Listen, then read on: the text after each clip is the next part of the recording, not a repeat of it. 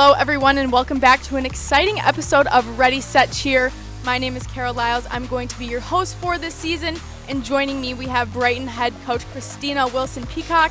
Coach, the season is underway, and we're here to unpack it all. Yeah, let's do it. Okay, so before we get into these squads and how they've been competing so far this season, why don't you tell us a little bit about yourself and your background? Yeah, thank you so much.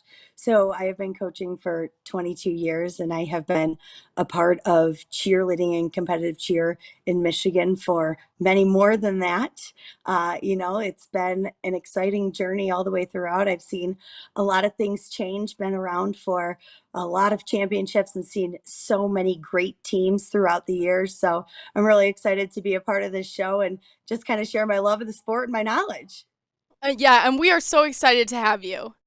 It's going to be a great year. It's Thanks. going to be a great year. Yes, All very right, excited. well, let's kick things off. We'll start with Division 4, Hudson, top-ranked team in the state. And it's pretty safe to say that they've kind of stood alone so far this season in terms of scoring. What makes this squad so elite? Hudson has been an incredible powerhouse in Division 4 for quite some time. They have a strong team, and honestly, they have a large team, which is not very common in Division 4. So I think that's one of the things that makes them a powerhouse in Division 4 is that they have a large amount of girls for a Division 4 team, but they are extremely talented. And I know that their coach is an amazing coach. She has been around for quite some time. She is absolutely incredible things that she does with her team. So I think year after year, when it comes to Hudson, you can expect that they're going to be great because they have amazing leadership behind them. Yeah, and you can tell. I mean, year after year, they just come and they compete every single year. Now we'll move on to Division 3.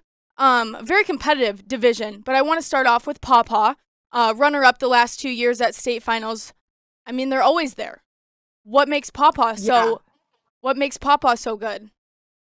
One of the things I love about Papa is their grit and their determination. They are an extremely hardworking team. And that's one thing that it impresses me is every time I see them, like the strength and the poise that they have and like the actual body strength that I see of their girls, like is just so inspiring. And they just have that kind of like get to work determination type of attitude about them that I love so much. Their coach Stephanie is amazing and she has incredible expectations. She is a wonderful coach that does so many great things and provides so many great opportunities for her kids. She was the CAM coach of the year a couple years ago, so when it comes to Division 3 that Papa is going to be part of the conversation. Again, like Hudson, they have incredible leadership behind them. But like I said, one of the things I really love about Papa is like the grit and the determination, and you just kind of like see that competitive edge about them. How important is that in competitive cheerleading to just have that about you that you want to get out there and you want to compete? How important is that? It's huge, right? Like it is a competitive sport like anything else, and your kids have to want to win. You have to have competitive athletes who are ready to go and put in the hard work day after day.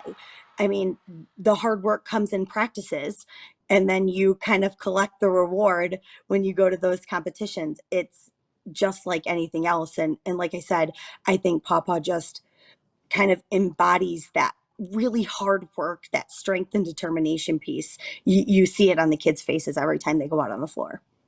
Now, another powerhouse in Division 3 is Richmond. They have a very rich history of winning. They're obviously a very well-coached program. What is it about Richmond that sets them apart year after year? Like you mentioned, that incredible coaching staff. Their head coach was just recently um, uh, awarded a spot in the Competitive Cheer Coaches Hall of Fame, and she has so many accolades behind her. I'm feeling like I'm finding a common theme here, right? Like your coaching staff, super strong, has been around for a while, super knowledgeable. When you've been in the game for so long, you do get a competitive edge. But there are girls just like anyone. They work hard, they're athletic, they just really have a great mindset, and they're work so hard, and you can see it, and the joy that they have for their sport. You see it on their face when they take the floor. I feel like that is most important, that you go out there and enjoy what you do. Is that true? I mean, you can tell when a team doesn't really want to, they're not feeling it today. Maybe they're a little low energy. But how important is it that they really just want to get out there and have fun while they're out there? Yeah, it's a judge sport. And that's really what it comes down to.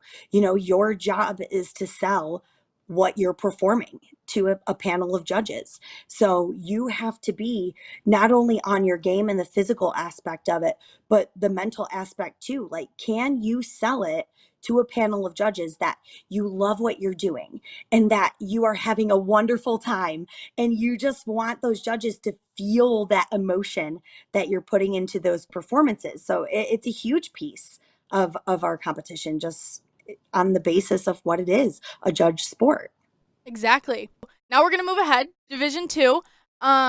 Starting off this season so far, Carlson and Allen Park have been just neck and neck in terms of scoring. I mean, if you look at their highest averages, they're only separated by less than a point.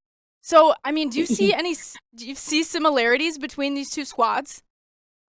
you know, Carlson and Allen Park have been trading state championships back and forth since 2008. So when it comes down to Division Two, and those two names are at the top, you are seeing some of the best cheerleading in the state. They are neck and neck every week. And honestly, you become better by competing against the best. And because of their proximity and their location, they are constantly competing against each other. They're in the same league. So they're always pushing each other to get better and be better and do better. And so when it comes down to those two, they are so similar that it's kind of just like what I was talking about. What are the judges feeling in terms of the emotion that day? Because the technical aspect of it, they're going to be extremely similar. Okay. Well, I did hear that at state finals, at many competitions, their fan bases sit by each other. Is that right?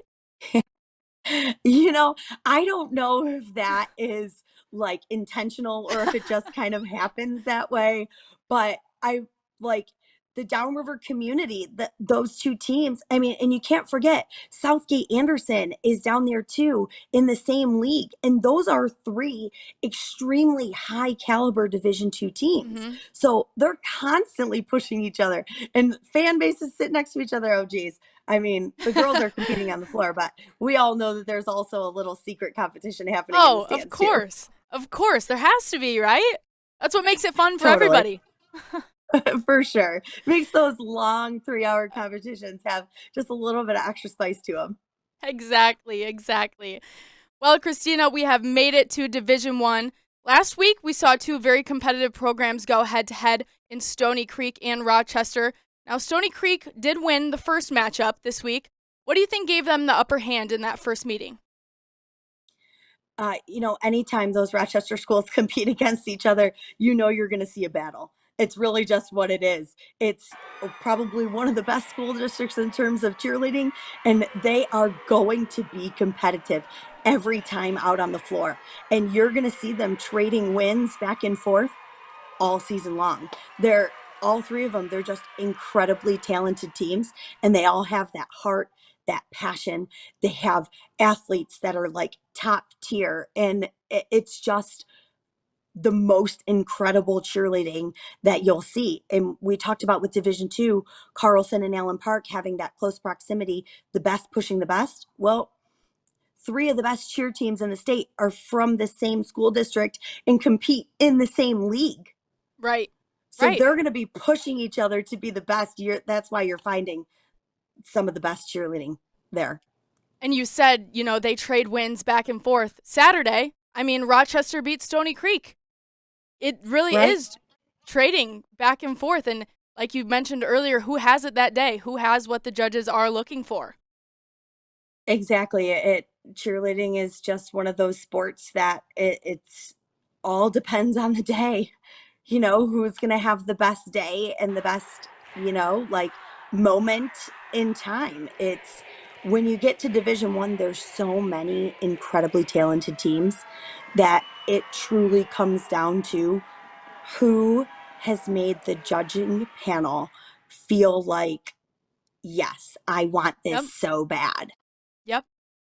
And that's what's tough about it, because you could think that you performed perfectly and everything went perfect, your routine went perfect, and maybe the judges just felt somebody else a little more that day. Yeah, that's the highs and lows of a judge sport. Yeah, That's the 100%. nature of it, you know? Yep.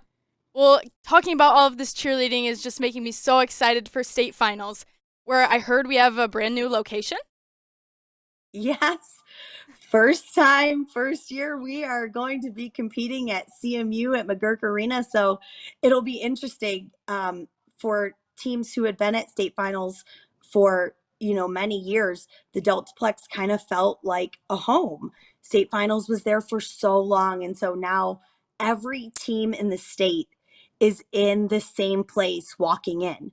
Nobody really knows what the arena is going to be like, what it's going to hold, what the stadium situation is, the seating, the fans, the lighting. It's a whole brand new experience. So Right. there's no really advantage that any team can get from having competed there before. So what you're telling me is it's anybody's game this year. It is anybody's game this year. All right, well, that is all we have for this week on this episode of Ready, Set, Cheer. We'll be back next week giving you updates and breaking down all things cheerleading. Be sure to follow State Champs and State Champs W on Twitter and Instagram. Coach, thank you so much for joining us this week, and I'm already looking forward to next week with you. Yeah, awesome. Thank you so much.